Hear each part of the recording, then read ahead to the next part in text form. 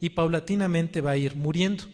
Incrementa el calcio intracelular por el estímulo constante de la célula beta, que manda señales para la muerte de la célula beta, y hay incremento de los radicales libres de oxígeno. Y que este es importante porque la célula beta tiene pocas defensas antioxidantes y por lo tanto muere más rápidamente. Las sulfonilureas se les ha atribuido precisamente el que incrementan la muerte de las células beta. ¿Por qué? Porque dañan más al retículo endoplásmico y ocasionan incremento del calcio intracelular. Por lo tanto, las sulfonilureas, y de esta manera se explica por qué, sobre todo las de segunda generación, primera y segunda generación, dañan y favorecen más la muerte de las células beta, por el incremento del calcio intracelular constante que tienen las sulfonilureas. Por lo tanto, en este esquema general de la diabetes, hablamos ya del daño del islote pancreático, del exceso de la producción hepática de glucosa, de la resistencia a la insulina, del aumento de la lipólisis, que se conoce muy bien como proceso de lipotoxicidad, y tenemos que agregar el concepto nuevo de las incretinas. Bueno, nuevo relativamente, la primera persona que lo describió en 1902, y empezamos a hacer algo con ellos hasta el año 2000, entonces vamos ligeramente atrasados en cuestión de conocimientos y en cuestión de terapéutica. Pero enfoquémonos un poco acerca de estas incretinas, que tiene que ver con el tratamiento actual de la diabetes. Sabemos que hay dos incretinas. Para que una hormona se llame incretina, debe de cumplir con 4 requisitos. 1, ser hormona. 2, y liberarse en el intestino.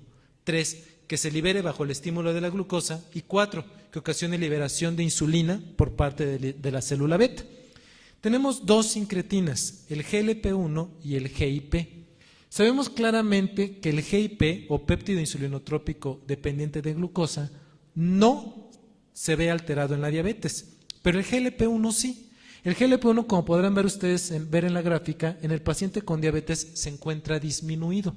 ¿Es esto importante? Claro. ¿Cuál es la razón? Les daré la misma respuesta que dio el experto en incretinas a nivel mundial en el Congreso de San Francisco el mes pasado. Nadie sabe.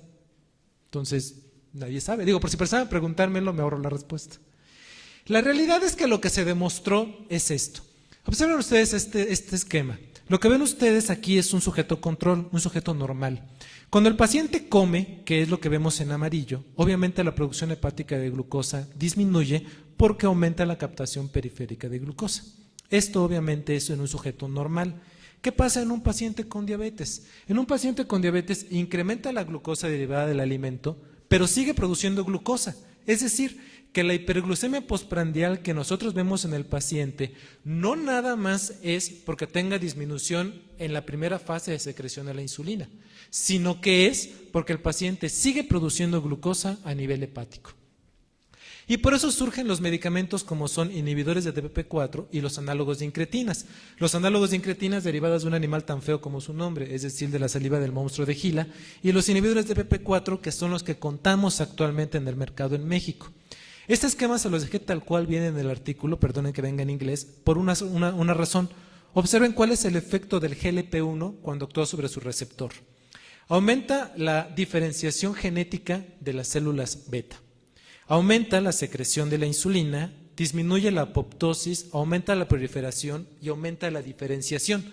Eso es importante, claro, porque estamos hablando de aquella hormona que no solamente está protegiendo a la célula beta, sino que además está favoreciendo la secreción de la insulina sobre la proinsulina. Si el paciente con diabetes tiene disminución del GLP-1, entonces lo que tenemos que hacer es darle o aumentarle el GLP-1. Cuando nosotros comemos, sobre todo glucosa y grasas, existe un 100% de secreción de GLP-1. A nivel de los capilares intestinales se degrada el 75%. A nivel de la circulación porta se degrada otro 10%. Quiere decir que en el páncreas de un sujeto normal llega el 15% de la secreción basal de GLP-1. Un paciente con diabetes tiene secreción del 60% de la secreción normal de GLP-1. Por lo tanto, ¿qué llega al páncreas? El 15% del 60%, o sea, nada. Entonces tiene mucha lógica que el tratamiento se enfoque en inhibir al DPP-4 o a dar GLP-1. ¿Para qué? Para que llegue a mayor concentración a nivel pancreático. Cuando ustedes ven a los inhibidores de DPP-4, hay dos características importantes. La familia genética, desgraciadamente, se llama igual, familia genética de DPP-4, y la enzima se llama dipeptidilpeptidasa 4. Sin embargo, de lo que se trata es que los inhibidores sean selectivos, no que inhiban a la familia genética, sino como es la sitagliptina, inhiba específicamente a lo que es la enzima de PP4. Dentro de esto, entonces el algoritmo tiene que modificarse. ¿Qué papel van a ocupar los análogos de GLP-1 y los inhibidores de PP4 en este algoritmo terapéutico?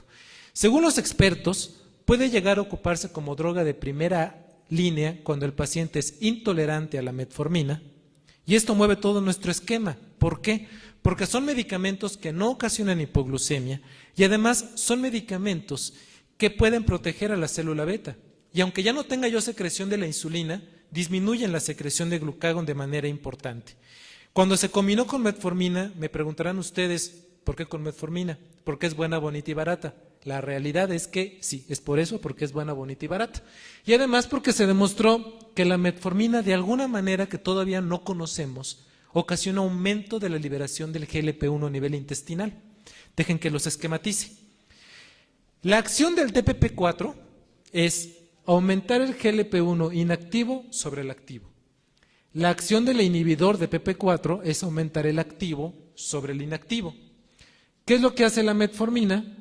Aumenta la concentración de ambos, porque de alguna manera que todavía no se esclarece bien, el intestino aumenta la secreción de GLP-1 cuando damos metformina. Así es que la metformina es buena hasta para aumentar GLP-1, para disminuir de peso, para quitar la acantosis, recuperar a la novia, bueno, no, eso no sé, pero habría que ver.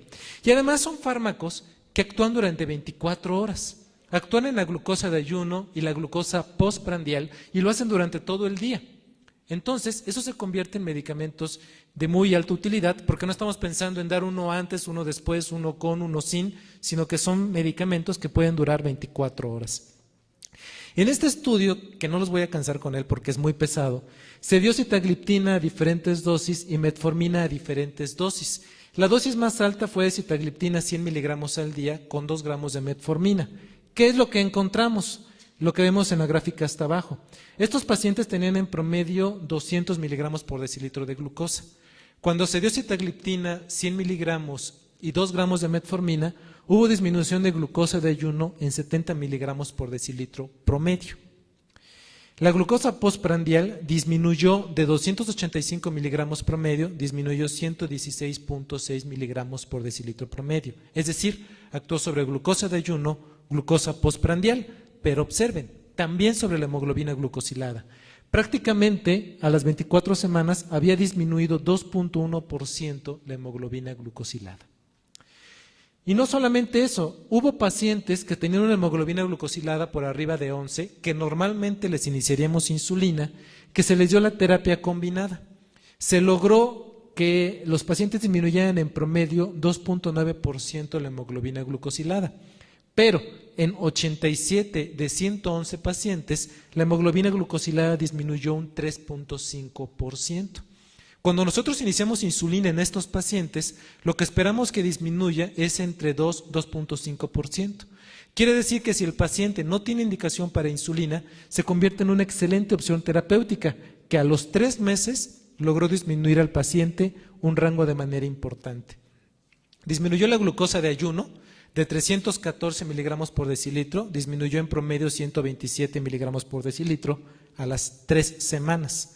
Entonces, cuando regresamos a nuestro esquema original, vimos que sulfonilurea y metformina disminuyen 1.7, metformina y rosiglitazona 1.2, sitagliptina y metformina disminuyen 2.1% en promedio, y sitagliptina con metformina en pacientes con brazo abierto, es decir, pacientes con hemoglobinas glucosiladas por arriba de 11, disminuyó un 3.5%. Lo importante es que disminuyó glucosa de ayuno, postprandial y hemoglobina glucosilada. Es decir, disminuyó los 3 parámetros objetivos que buscamos en el paciente con diabetes. Y en esta presentación que se hizo en San Francisco este año, disminuyó a las 54 semanas. Si observan ustedes, gran cantidad de los pacientes, aproximadamente 80%, seguían en control metabólico. Lo que ven ustedes en rojo son células alfa, lo que ven en verde son células beta. Lo que ven a la izquierda es un ratón diabético y lo que ven a la derecha es un ratón delgado, es decir, no diabético.